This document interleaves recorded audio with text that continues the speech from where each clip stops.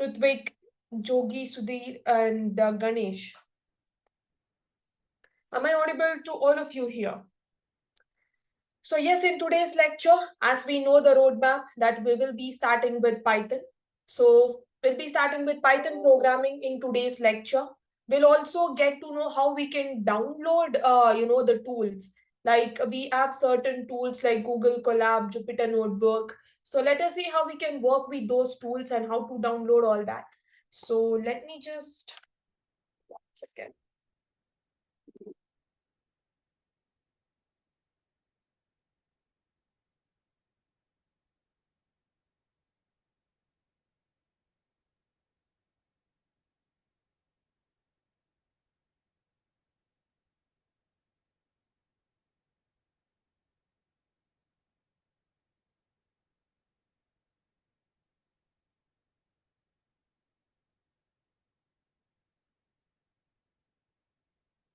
Fine, I can see here. Okay, so you won't be able to turn. Okay, unmute. Fine. Whatever the questions you have, I request you to. You can raise your hand so that I can help you with that. So do not carry your doubts. 1 second. So fine. So first, let us see how we can download the Jupyter Notebook to our laptop or a desktop. I'm just sharing my screen. Hope you all can see this now. Okay, so Anaconda Navigator is a tool for first and foremost thing, we need to download this Anaconda Navigator. I'll just copy this link. So sorry, 1 second.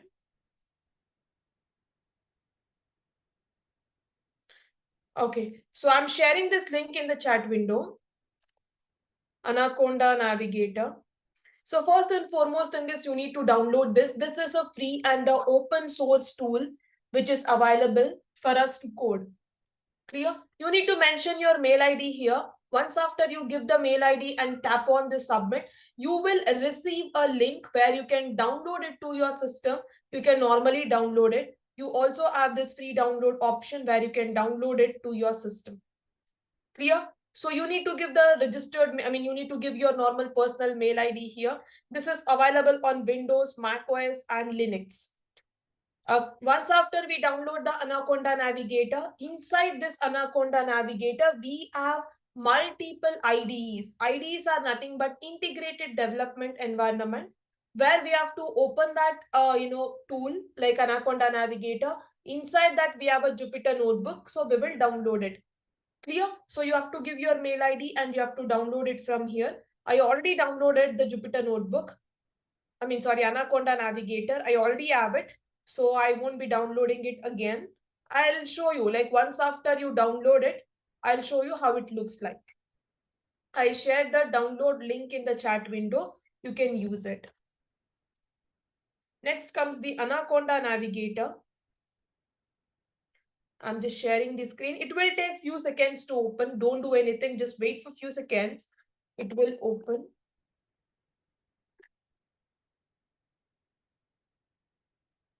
It will take some time to open. Okay, it is opening. Just we have to wait for a few seconds.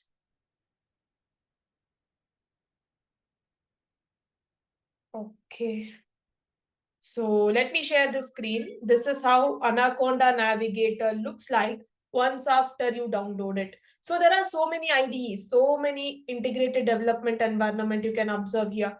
Dataspell, Anaconda, Toolbox, Qt Console, Spider, VS Code, Anaconda on AWS, Gravitation, Jupyter Lab. This is our Jupyter Notebook which you need to launch. If you are downloading it for the first time, you need to download this Anaconda Navigator.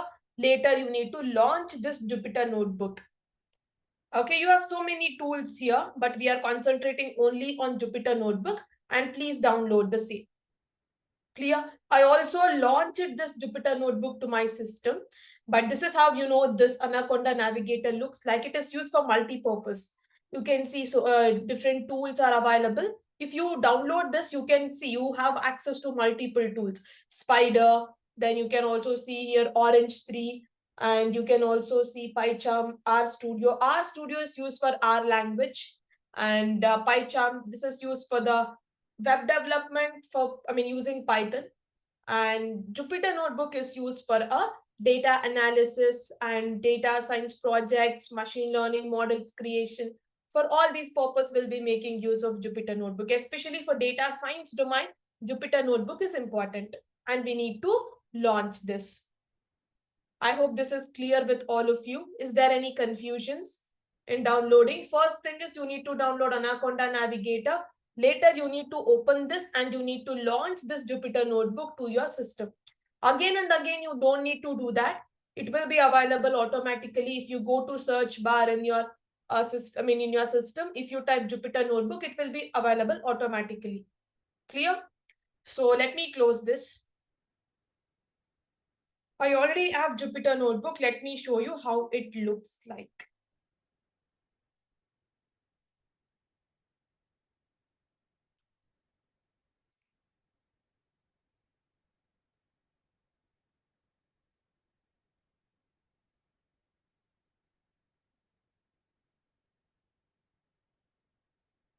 One second. I opened, multiple tabs are opened already. So it will take few seconds to open. Let me show you how it looks like.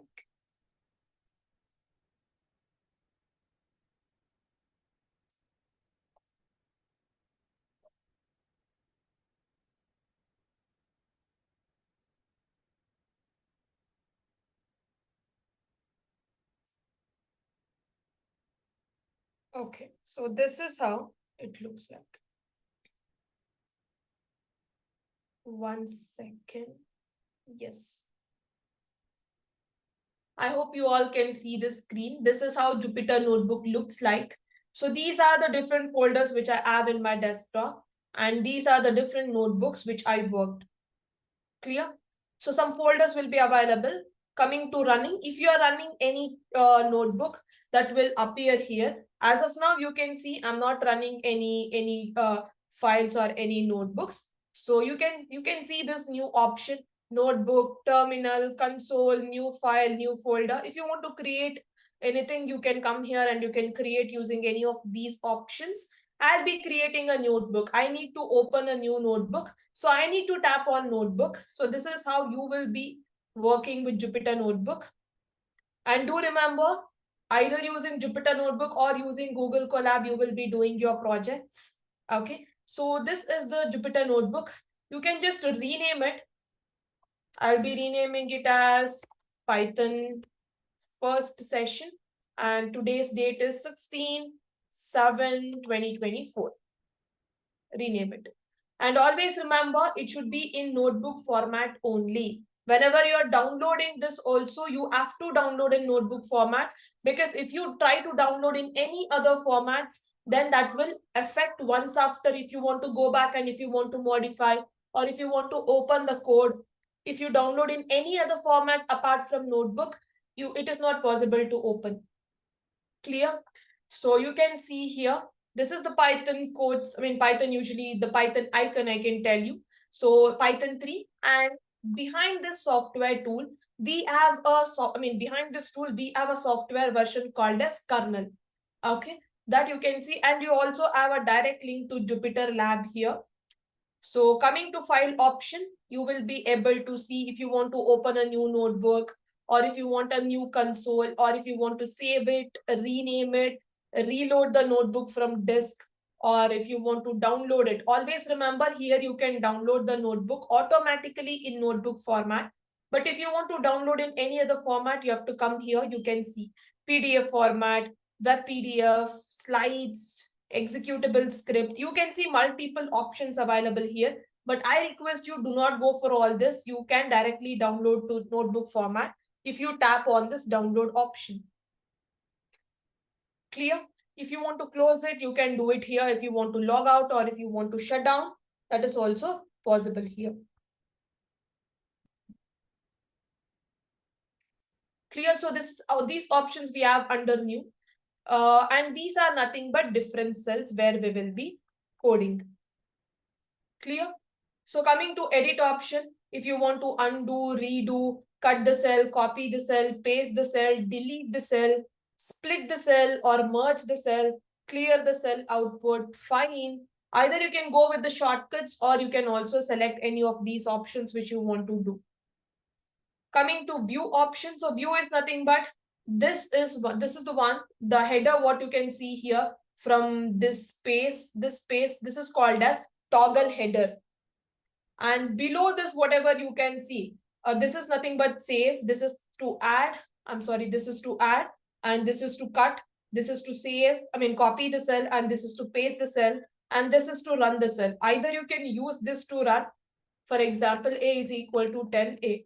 Either you can use shift enter, you can tap on shift enter to run the cell, or you can also use this to run. This is to interrupt the kernel. If, as I told you, the software behind this is a kernel, if there is any interruption, then you need to come here and you need to select it.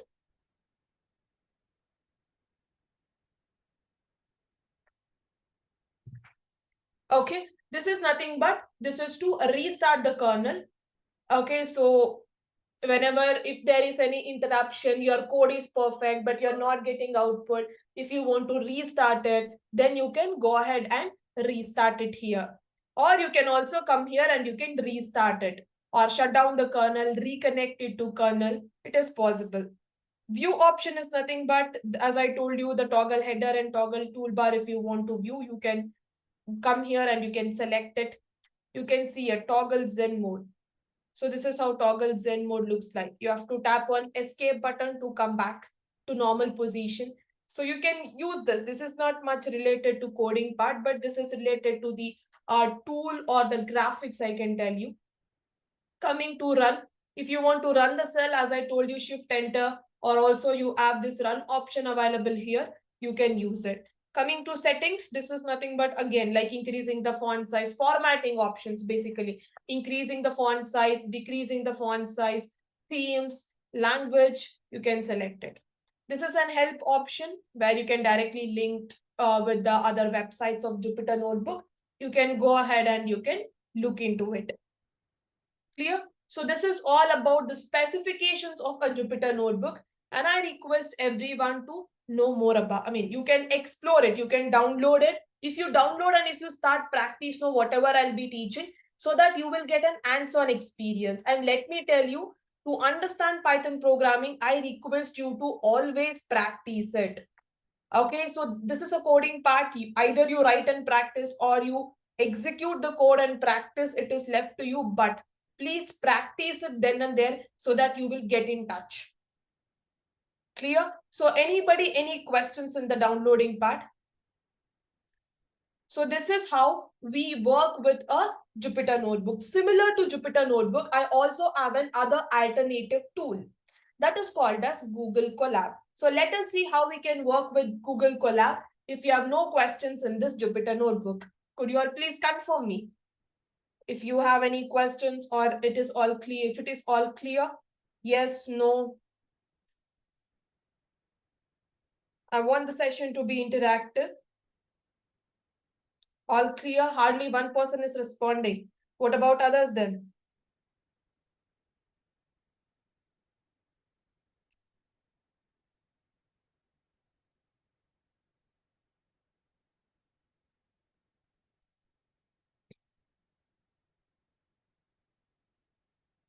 All clear.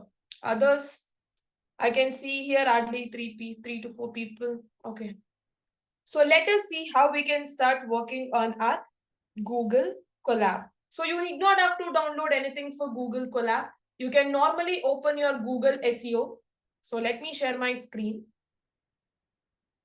You can normally open your Google SEO and type Google Colab. I believe you all can see my screen now. So you can normally type Google Colab and you can see here Google Colab. This is directly linked with your mail ID.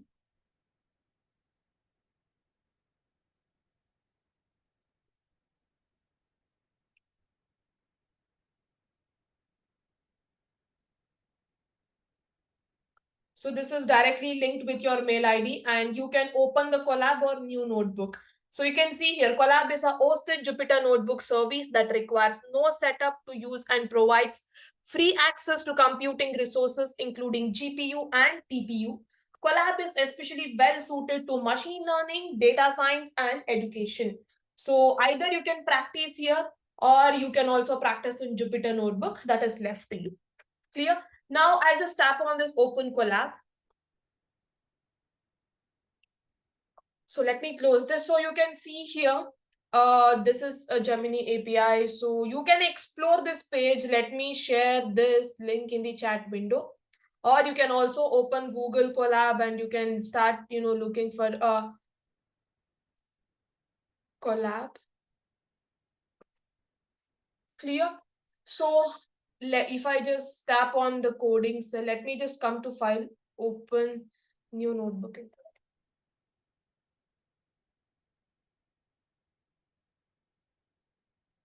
You need not have to download anything here. That is one advantage. Okay, so this is our Google Colab notebook. See, you can, whatever, if you have done one project in Jupyter Notebook, you can download it to notebook format. You can come here and you can upload the notebook. You can see here, we also have an option to upload the notebook. Once after you download the notebook format, you can upload it here. That is why we have to make use of always downloading the notebooks in the notebook format only, so that we can use it whenever we want. Clear? So if you want to upload a notebook, if you want to open it, if you want to rename it, save a copy in Drive. One thing you remember, this will be automatically saved, in your Google Drive. And this will be linked with your mail ID. So this also acts as a tool in your Google application. Okay, so you can save it. Here also you can download it. So here you have only two options. That is IPYNB. IPYNB is nothing but you are downloading in the notebook format. Just download.py indicates you're downloading in the Python version. Any of the extension is fine. If you are downloading the notebook, either you can download in IPYNB, but I request you go with the IPYNB. Don't go for .py, because that will be available in the notebook format always. Or after doing a project here, if you want to take this to Jupyter Notebook, that is also fine. If you download in notebook format, you can also view it over there. Clear? So next comes the edit option. Edit is nothing but to select the cell, to cut the cell, to copy the cell, find and replace. So if you want to find anything and if you want to replace it, that is also possible here. View. So this is nothing but to hide the code or to hide the output. You can also do it here.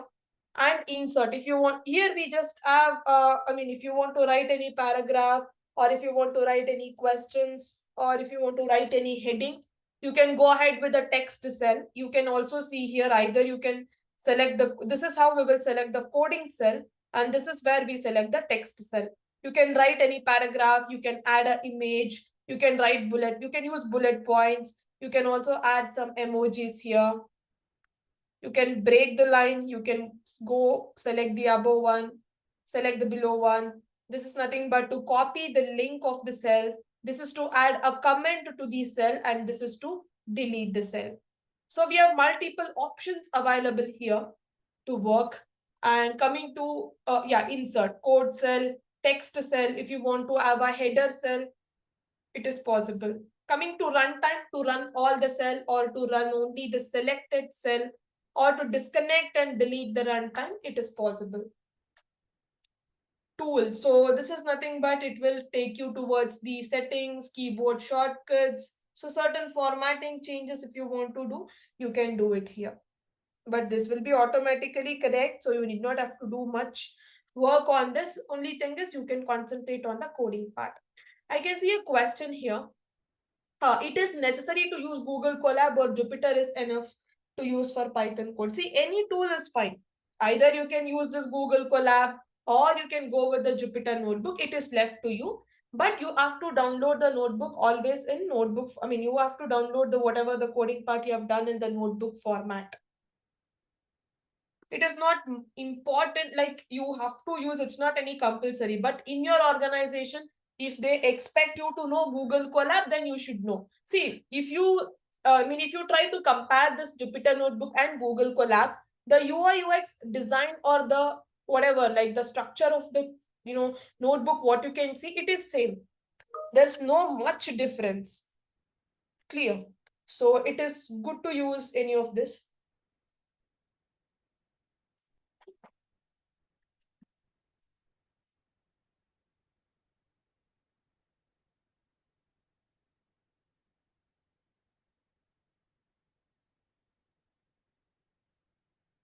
So these are the different cells, as you can see. You can observe it. Clear?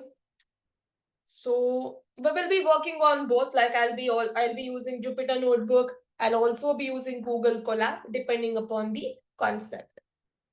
Okay. So let us go back to Jupyter Notebook. We will see Jupyter Notebook in today's lecture. In few of the lectures, we'll also be working on Google Colab. So we'll be having knowledge on both the tools. Clear? So let me just open a coding cell here. I'll just clear all this. 1 second. So let us quickly start with the Python programming in today's session. 1 second. Okay. I believe that you all are maintaining a notebook. So please make a note of the points, whatever we are discussing, and write down the coding part, because whatever I'll be explaining, it's very important even during interviews. And you will be also having a knowledge on both theoretical concept and also the technical concept. Clear? One important thing what you all have to remember is practicing. Hands-on experience you need to gain. That means you need to download it and or you use the Google Colab for practicing purpose. But please remember, we have to practice here to get in touch or to have more knowledge. Okay, so I'll be discussing one by one the rules of Python, and we'll also see how we can work with this Jupyter Notebook.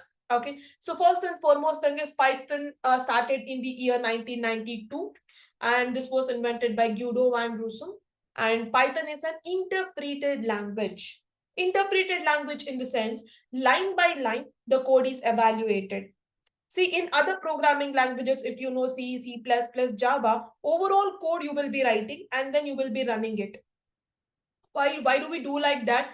Because the particular coding language is designed in such a way that it's a compiler-based language. You will compile them at a time. But in case of this Python programming tool, we are working line by line. Line by line, the code is evaluated from left to right. So that is why it is called as an interpreted language. You need not have to wait until the end of the 5-10 lines of code if you want to check. No, you need not have to do that. Line by line after you write, you can execute it and you will also get the output accordingly on certain principles. So this is one such aspect where you can make use of a Python programming for data science concept, for machine learning algorithms. It's very useful. Clear? So this Python is an high-level programming language, high-level language. We have high-level language, low-level language. So low-level language is nothing but machine understanding language. But high-level language is nothing but human understandable language. Clear? So Python is one such language that is high-level programming language. Clear? So one by one rules we will be seeing. So first and foremost thing we will learn about variables, identifiers, how Python works as a calculator, what are the different arithmetic operators we have, what are the comparison operators we have, logic operators we have. So we will see all these operators and certain rules which we need to follow in Python one by one. Clear? So you can see here, first and foremost thing what we all have to remember is Python is the easiest language compared to other programming languages. Please make a note of it. And practicing is needed. So after an hashtag, It's not just in Python programming, but in any other programming language, whatever you write after an hashtag, that is considered as comment. If I remove this hashtag and if I run the code, I will get an error called as syntax error. That means syntax error means I'm not following the rules of Python. Okay, so there is some issue with the code what I have written in terms of principle. That means I need to make use of the same syntax everywhere. If I want to print something, then I need to create a variable and I need to store the data. I'm not doing that. But I just want to write a comment. Either I have to go select the header or I can select this hashtag. After an hashtag, whatever I write, I'll be getting that as a comment and that will not be printed in the output. Comments will not be printed in the output as you can see here.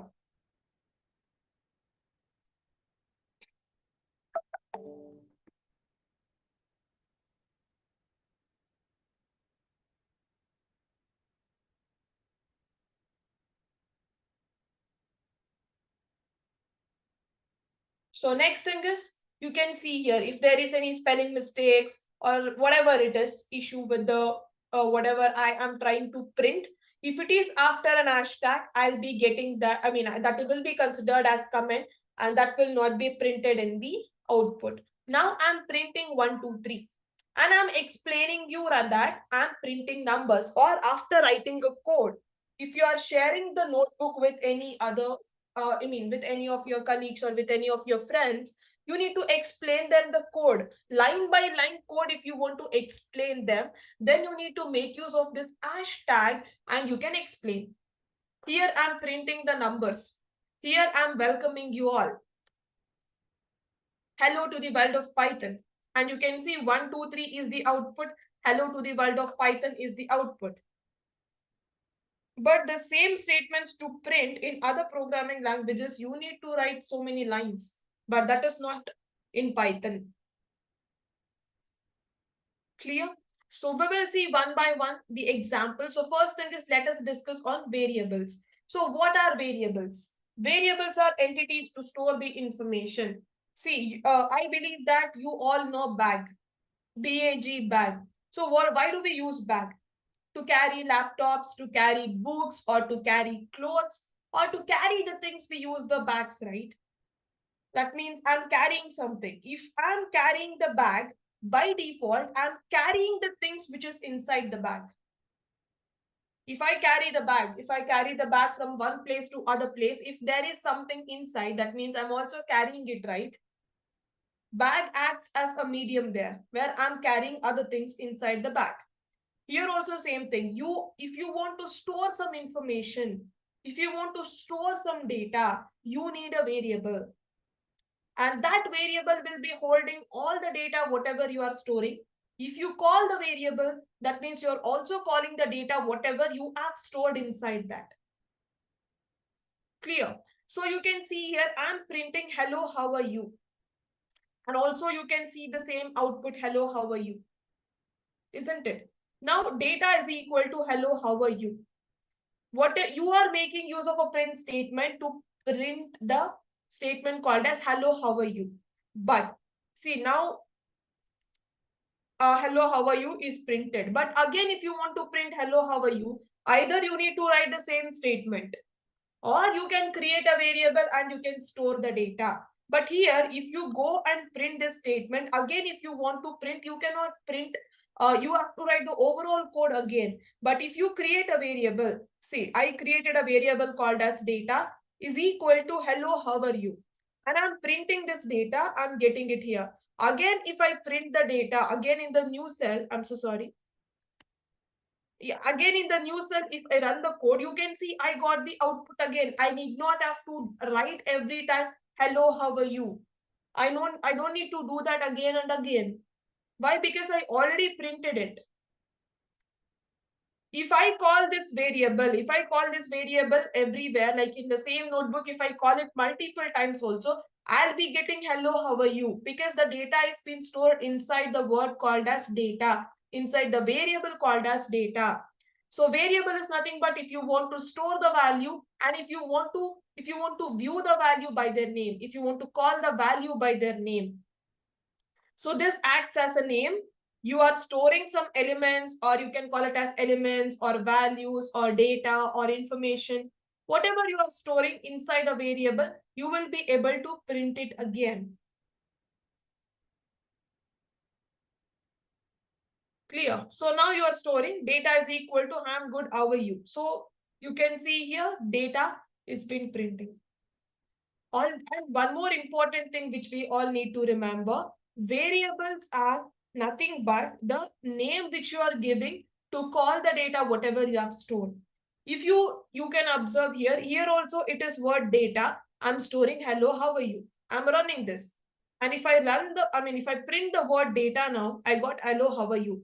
Again with the same variable, I'm placing another value, that is I'm good, how are you? Now the data, if I run the data, I'll get I'm good, how are you? And not hello, how are you? Why? Because you have a variable called as data. Initially, you stored hello, how are you? Later, you replaced it with I'm good, how are you? Because of these replacement which happened, the existing value, the current value of the variable data is I'm good, how are you? And not hello, how are you? But if I run this again, if I come back and if I run this again, now data is being replaced with hello, how are you? If I run this again, I'll get hello, how are you? So that is why always remember, whenever you are creating a variable, please go with the unique names. Don't store the different values under the same variable. If you give unique name to the variable, we will call that as identifiers. Identifiers are nothing but variables only, but you are giving a unique name to it.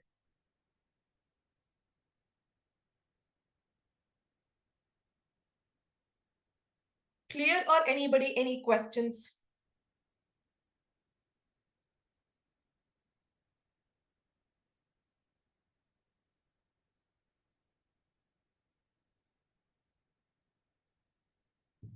Anybody, any questions, or is it clear?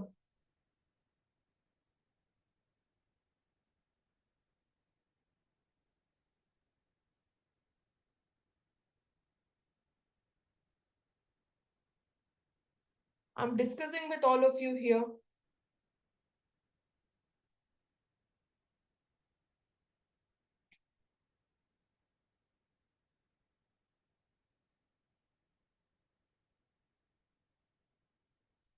So variables are nothing but which is used to store the information.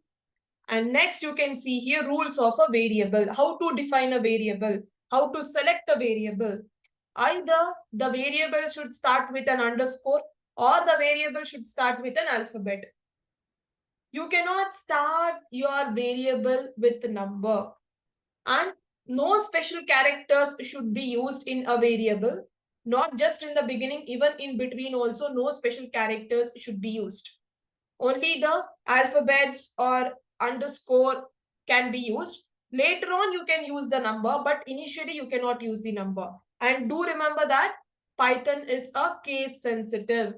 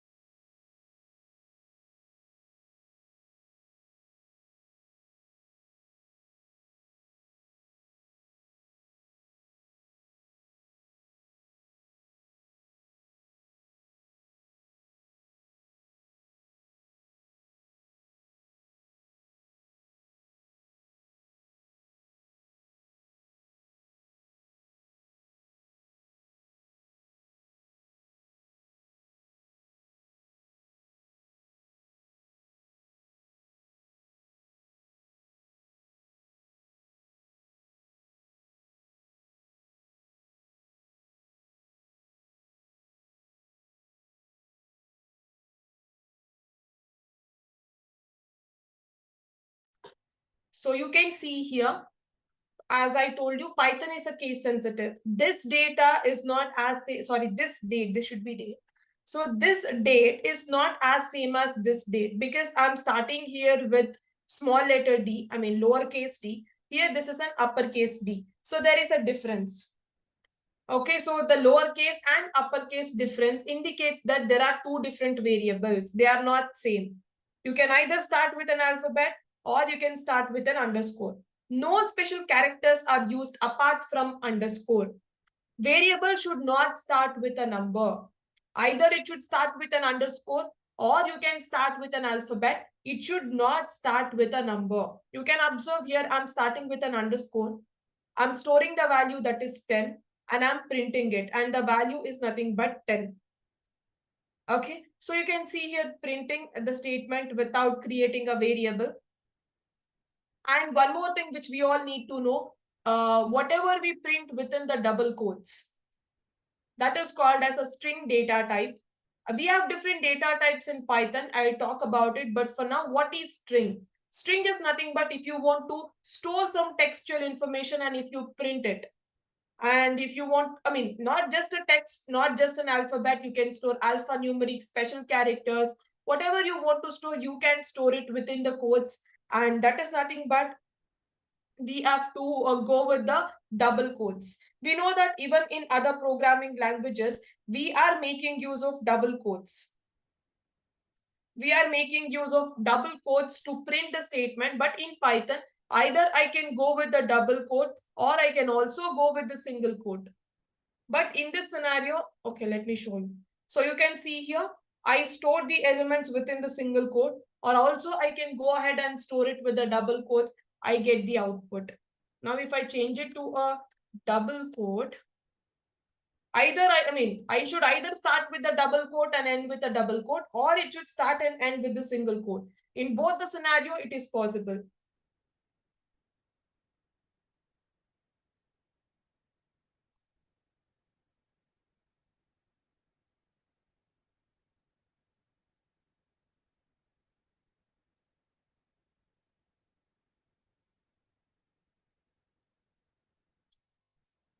Clear. And this is nothing but, as I told you, we can make use of cell type here. So we have three different cell types, as you can see: code, markdown, and raw.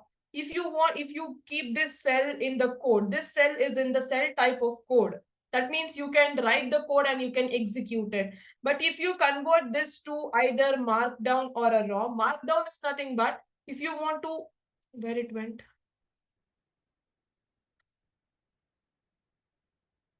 See, markdown is nothing but if you run this, you can see this, you are printing some headers. So whenever you want to print some headers, you can go ahead and select the markdown because this acts as an header. If you want to store any paragraph or if you want to write any headers, you can go ahead with this markdown. Coming to raw, raw is nothing but this looks similar to cell only. This looks similar to cell. The elements or the data, whatever you store, it looks like cell only. This is cell only, but you cannot, you will not get any output. That means you won't be able to find any result for this because the cell type is raw. If you run the code, even though the code is correct, as the cell type is in raw, if you run it, you will be able to see in the box itself, you will be able to see the statements. So if you want to store anything within the codes or within the cell, if you want to store some text information, you can store this in the raw. Or if you can, whenever it's in code, always remember if you want to code something, the cell should always be in the code. Now, if I run this, I'll get the output. So these are the three different cell types we have, that is code, markdown, and raw. So next, to proceed further, this is nothing but, you can observe this is in markdown. You can increase the size also. So Python is a case sensitive. You can observe here Q is equal to 10. I'm storing capital letter Q. And if I try to figure out what is the value for small letter q, I will get an error. Why? Because I stored the value 10 inside a capital letter and not inside a small letter.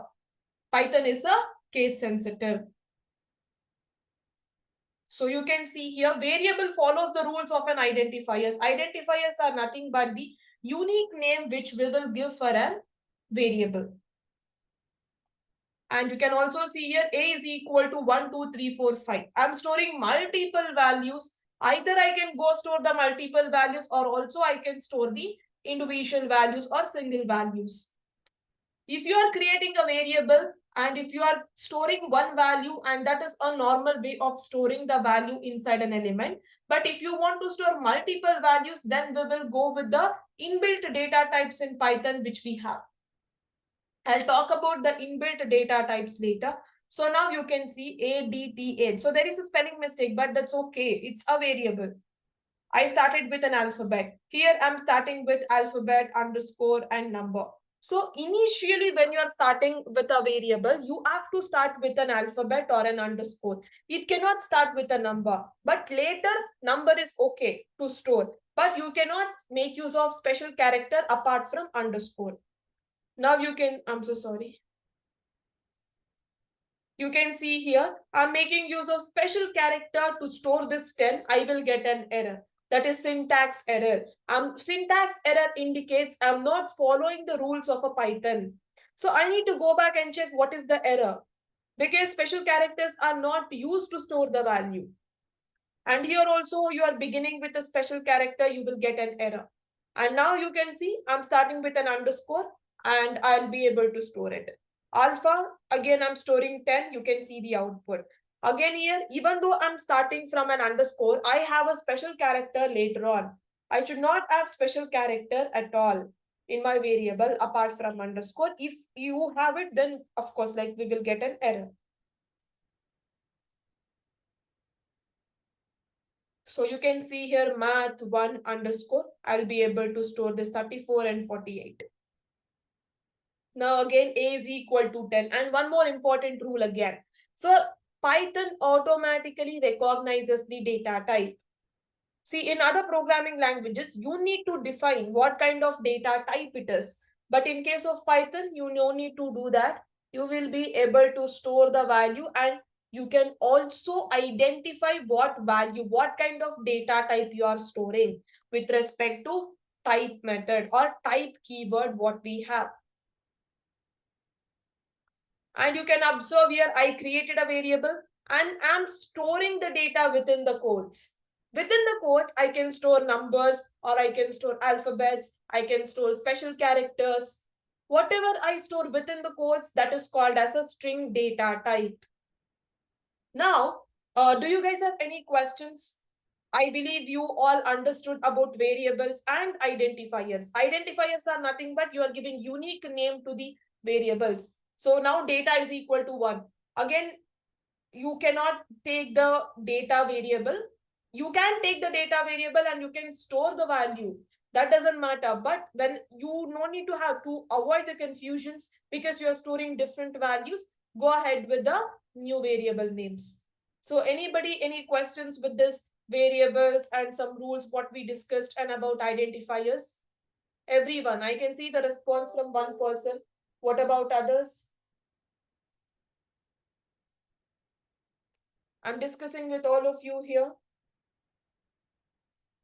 I want the session to be interactive.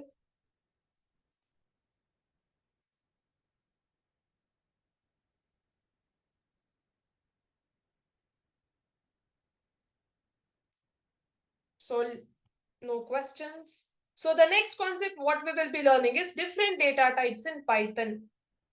So you all can see the screen. So we have different data types in Python, that is numerical data type, Boolean data type, string data type, date time data type. So under numerical data type, I have integer type, floating data type, and complex numbers. So integer data type is nothing but you can see the example. You just have integer numbers. And do remember that Python accepts all numbers. All numbers in the sense positive number, negative number, and 0. So you can see 90, 56, 67, -9. These are nothing but integers. That means without a decimal value, we will call it as integer. And coming to floating values are nothing but integer followed by a decimal values. Whether it can be positive number or it can be a negative number, but it is called as a floating value. Coming to complex numbers, this is nothing but you have imaginary part and a real part together. 5 is the real part plus 8i. I mean, in Python, we don't mention I, we mention j. See, in mathematics, you will come across this complex number concept. I mean, imaginary part and the real part together. So 5 plus 8j is nothing but 5 is a real part and 8j is the imaginary part. But in mathematics, we usually use I vector, j vector or k vector, or I cap, j cap, k cap. We will use these words. So, but in Python, we go with j. We don't go with I or k. We only go with j.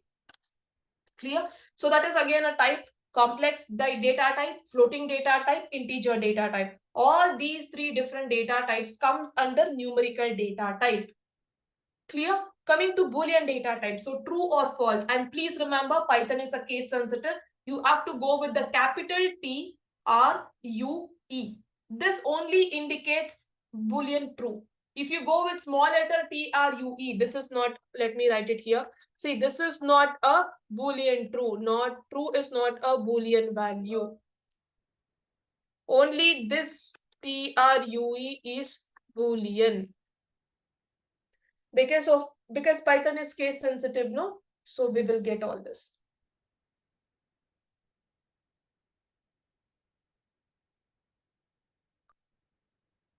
So anybody, any questions here?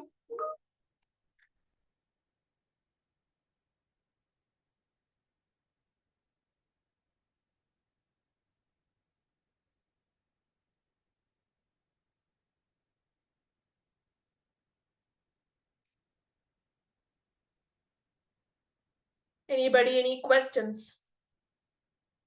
These concepts are quite new. So you should be in a position to understand. If you already know Python, then that's fine. So next you can observe string data type. So whatever we try to store within the double quotes or a single quote, that we will call it as a string data type. So textual information, either double quote or a single quote, you can go ahead where you will get the result. Next comes the date time data type. So this is nothing but, if you know Excel, we have date time stamp. So date time stamp is nothing but date followed by a time. So that is what we usually, you usually don't go or do certain operations with this for now, because whenever you work with a data set or while doing the data analysis, you will come across this data type. Okay, normally we don't get this, but we do get it once we start working on different data sets together. So date time data type. And next we have certain inbuilt data type in Python. Inbuilt data type is nothing but using a variable, we can store individual value. But if I want to store multiple values, I have certain inbuilt data type in Python called as list, set, tuple, and a dictionary. So those are nothing but inbuilt data type. I request you all to make a note on the same because it's important to write it down. I believe you all are making a note on the same.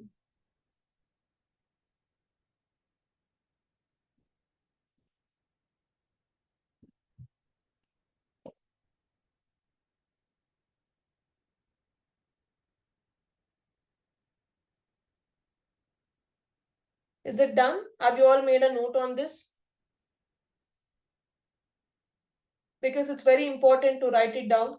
Even while discussing on the different project types later on, I want you all to write it down. Please. Yes, thank you. So Python automatically recognizes the data type, as I mentioned you, well, if it is an integer or if it is a float. So all these different data types, what we learned now, Python will automatically recognize. You need not have to worry about it.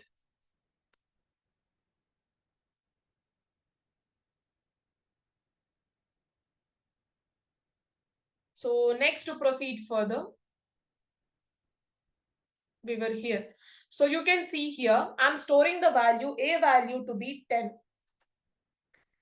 I'm printing the a value, I'm type of a. So type is a keyword. So keywords are nothing but reserved words in Python. Keywords are also called as reserved words, which does specific task. Specific task in the sense, those are, basically used to store, to do particular task. It cannot be used as a variable, or it cannot be used to do any other task apart from what it is, what it is defined for. Clear? So if you are making use of type, the same type cannot be used as a variable. Type of a, this is an integer, and you can see the output is also an integer. Of course, by looking into this, you can make out it's an integer. Even Python can automatically recognize if you make use of this type. Now you can see here d is equal to 55.89. I know it's a negative number, but Python accepts all numbers, positive, negative, zero, even though it is a negative number, but 55.58 belongs to floating value number. Floating value in the sense, as you can see there, after a decimal, you have some numbers.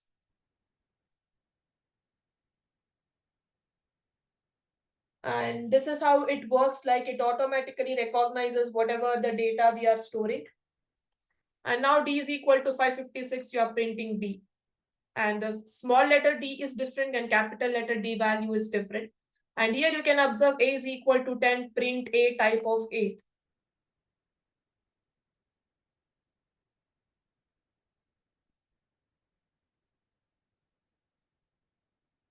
And now you see, you cannot find some, see here you are not creating any variable. You are just printing the statement. So you cannot find what kind of data type it is. That is why variable is important to check, to store, and to retrieve it whenever we want.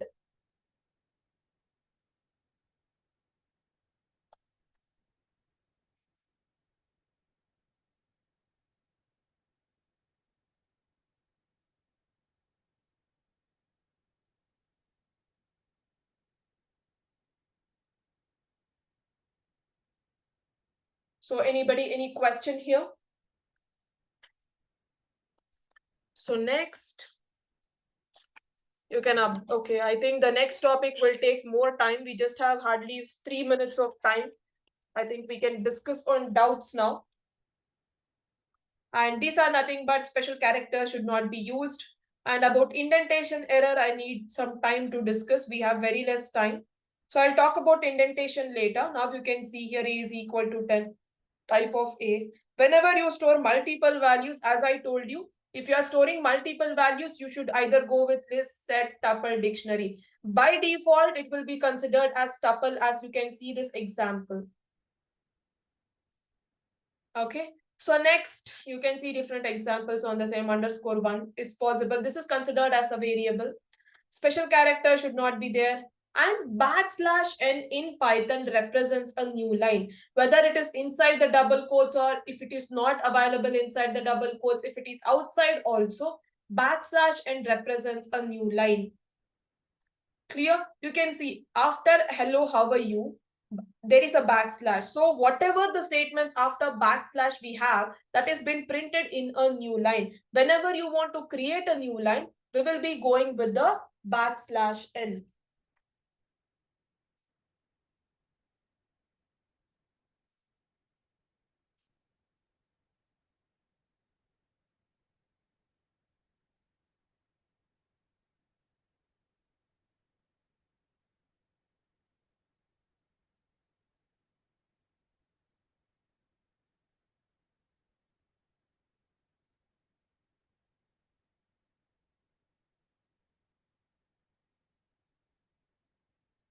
Anybody, any questions here?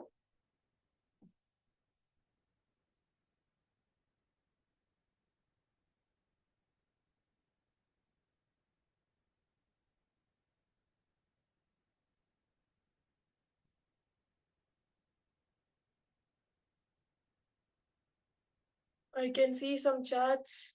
No questions, no questions. Okay, we'll start the new topic in the next lecture. If you have any questions, you can let me know. If you have no questions, you can leave the call.